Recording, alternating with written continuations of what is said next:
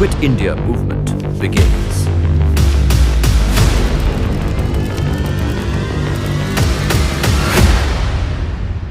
साल था 1942 का। देश भर में ब्रिटिश राज के खिलाफ बगावत जोरों पर थी।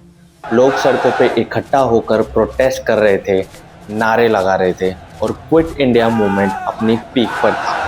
गांधी जी और हमारे बाकी फ्रीडम फाइटर्स पूरा जोर लगाए हुए थे ताकि ब्रिटिशर्स को देश से बाहर निकाला जा सके।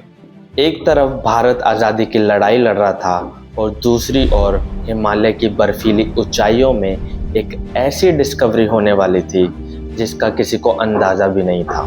Forest officer H.K. मढावल पेट्रोलिंग पर निकले हुए थे। वो पेट्रोलिंग कर ही रहे थे कि उनकी नज़र पड़ती है एक झील पर, और जैसे ही वो उस झील को देखते हैं उनका चेहरे का रंग ही उड़ जाता है।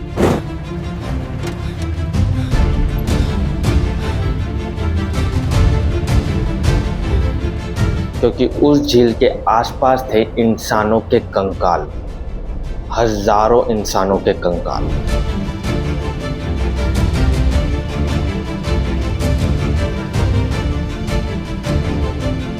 तब वर्ल्ड वॉर 2 का समय चल रहा था।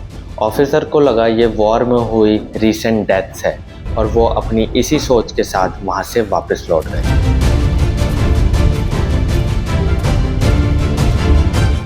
वापस आने के बाद उन्होंने इस इंसिडेंट की सूचना अपने हायर ब्रिटिशर ऑफिसर्स को दी। 1939 से 1945 के समय में ह्यूमैनिटी ने अपने सबसे बुरे फेस को देखा, द इनफेमस वर्ल्ड वॉर 2, जहाँ पर एक्सिस पावर में जर्मनी, जापान और इटली थे और वहीं उनके खिलाफ लड़ रहे थे अलाइड फोर्स में अमेरिका, यूएस और ग्रेट ब्रिटेन। उस टाइम पे ग्रेट ब्रिटेन में इंडिया को एज अ कॉलोनी इंक्लूड किया जाता था। यहाँ तक कि 25 लाख लोगों को वर्ल्ड वॉर के अंदर भेजा गया था ब्रिटेन की तरफ से। इसलिए मिलिट्री पॉइंट ऑफ व्यू से एलाइड फोर्स के लिए भारत जो है वो एक इम्पॉर्टेंट एलिमेंट था। तो ब्रिटिशर्स की ये सोच थी कि ये कंकाल जापानीज सोल्जर्स के हैं, जो कि घुसे तो भारत में हमला करने के लिए थे, लेकिन रास्ते में ही मौसम ने उनकी जान ले ली। लेकिन जब ब्रिटिशर्स ने यहाँ पर रिसर्च करी तो उन्हें पता चला कि ये कंकाल जापानीज सोल्जर्स के नहीं हैं। 1942 का समय था। भारत में क्विट इंडिया मूवमेंट अपने जोरों पर था। ब्रिटिशर्स का सारा ध्यान इस पर था कि भारत के लोगों की आवाज़ कैसे दबाई जाए। We will crush this revolt. Indeed, sir. इसलिए उन्होंने रूपकुंड की इस खौफनाक खोज को एक रिकॉर्ड के तौर पर लिख लिया और फिर आगे चल के कहानी में एंट्री होती है एक शख्स की, स्वामी परमानंद। उन्होंने इस लेक के पास विजिट किया।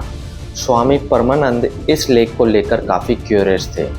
उन्होंने इस लेक के पास विजिट किया, रिसर्च करी, लोकल मथों और कहानियों को कलेक्ट करके एक थ्योरी पे आए जो कि उस टाइम के अकॉर्डिंग बेस्ट सूटेबल थ्योरी थी।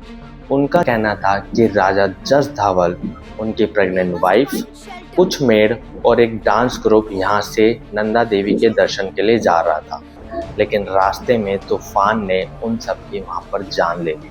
फिर आगे के समय में डीएनए टेस्टिंग और मॉडर्न साइंस जब इंडिया के अंदर आई तो उन्होंने ये जस धावल थ्योरी के धज्जियाँ उड़ा दी। उनके अकॉर्डिंग यहाँ के स्केलेटन एक ओरिजिन के नहीं थे और ये स्केलेटन एक समय के भी नहीं थे।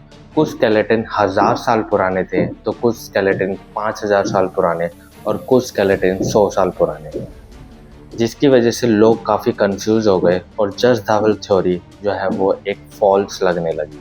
दोस्तों, मेरा मानना यह है कि अगर आप रूपकुंड की लोकेशन को देखोगे तो उसके आसपास जो है वो बहुत ऊंची ऊंची चट्टान और पहाड़ है, एक स्लांटिंग एरिया है उसके आसपास। तो जब लोग वहाँ से गुजर रहे होंगे या फिर उसके आसपास से कहीं से गुजर रहे होंगे और तूफान में जाकर उनकी मौत हो जाती है, तो स्केलेटन जो है वो तूफान और हवा के चलते उस ढलान से खिसक कर रूपकुंड के पास आ जाते होंगे।